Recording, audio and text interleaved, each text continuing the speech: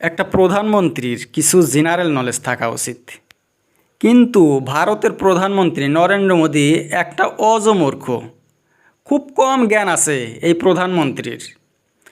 একবার গুয়াহাটিতে মিটিং করে আছে, তো উনি ভাষণ দেওয়া অবস্থায় আজান দিল। আজানের আওয়াজ শুনে উনি স্পিকার অফ করে দিল। ভালো কথা, ইসলাম ধর্মের প্রতি সম্মান জানাইছে। আজান দিয়েছে, উনি ভাষণ বন্ধ করেছে। কিন্তু বলে কি যে যদি কেউ পূজা অর্চনা করে সেটা খুব ভালো কথা।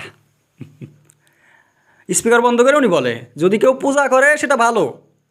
আজান দিয়েছে পূজা করতে, আজান দিয়েছে না নামাজ পড়তে?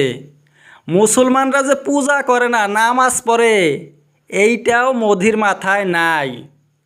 মাথা শূন্য। পূজা করতে আজান দিয়েছে, মোদির ডিকশনারি একদম জিরো। ইসলাম হয়েছে বিশ্বর দ্বিতীয় বৃহত্তম ধর্ম। সেই ধর্মর মূল আবাদত উপাসনা হয়েছে নামাজ।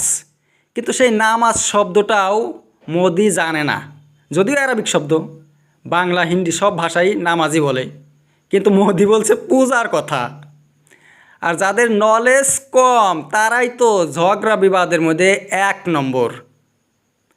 মোদি বলছে কি ভারতের মুসলমানদেরকে যে যেহেতু তোমরা হিন্দুস্থানে থাকো, তোমাদের বলা উচিত আমরা হিন্দু।